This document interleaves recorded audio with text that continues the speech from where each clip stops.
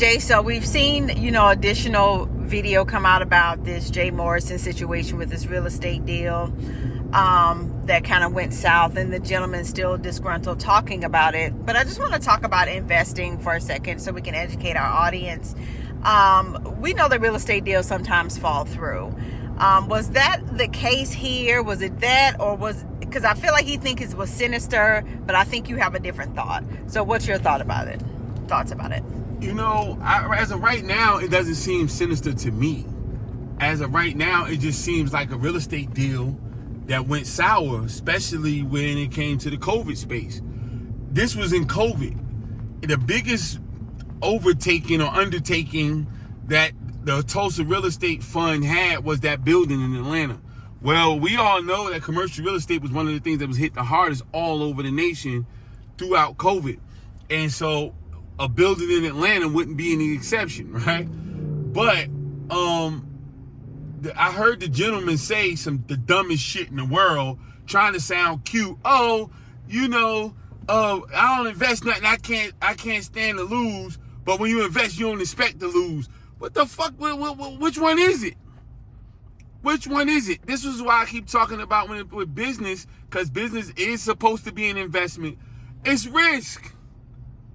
Now, you put $40,000 up, which was the most. You had a lot of people put $500, $200, $2,000, like pennies. And they all expect to win every time they put a fucking penny into an investment. And wonder why we can't do it. Like, you don't want to take no hits. Like, it is what it is. Obviously, Jay Morrison sold the building, so he ain't run off with the building. You know what I'm saying? Like, the building's there. Now, I don't know what the paperwork was for them to say, like, if ever not he's supposed to give them money off the sale. I don't know how that shit worked.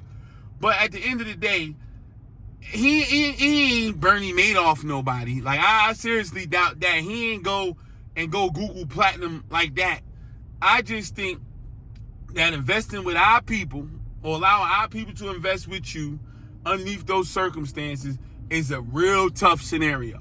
Because our people are very uneducated or undereducated when it comes to investing. And when they give you some money, they think it's supposed to just automatically work. Business doesn't work that way.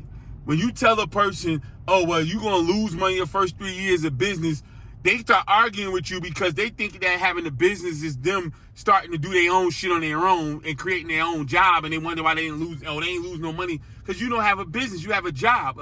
A business.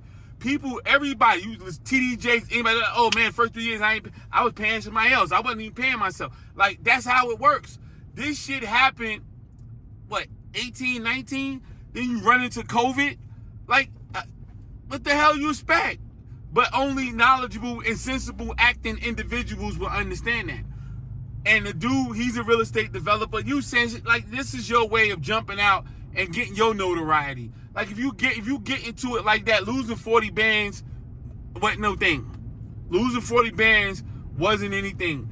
You sat there, and now you mad. You stirring up this hornet's nest. Everybody running to your site, paying you, and you gonna be the next one silent, asking people for money, and they gonna think that you the nigga that's crying on the shoulder to the girlfriend. He shouldn't have did you that way.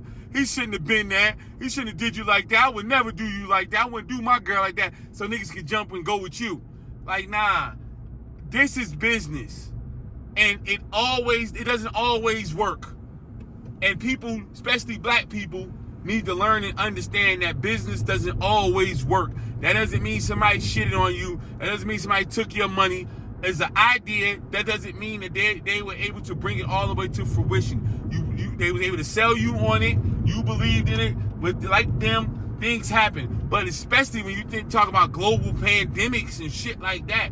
Come on, people. It just sucks. Now, until I find out that he was like Ponzi scheming like a motherfucker, like taking money, and it just, that'd be a whole nother story.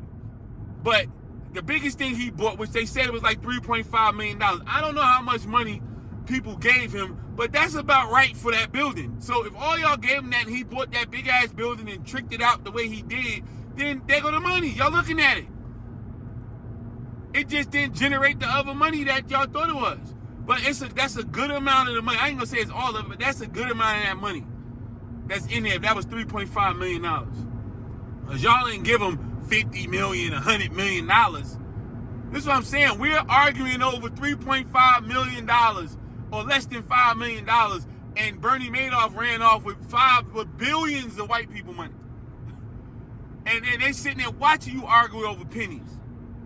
This is what we really doing. We're arguing over $3 pack cigarettes like back in the day in the 80s when cigarettes or 90s when cigarettes were $2. That's what they watching you argue, or over drug money and killing each other over drugs that all y'all about to go to jail with anyway, and y'all sitting there arguing and they laughing at you.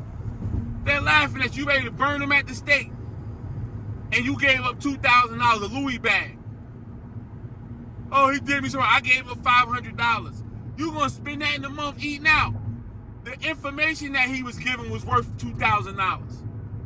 $500, $5,000. The information, because the information wasn't a lie about how to do real estate and the knowledge that he was giving, and I'm not protecting him. It's just a fact. That information was worth it. So you probably got, most of y'all probably got that for free on the YouTube page.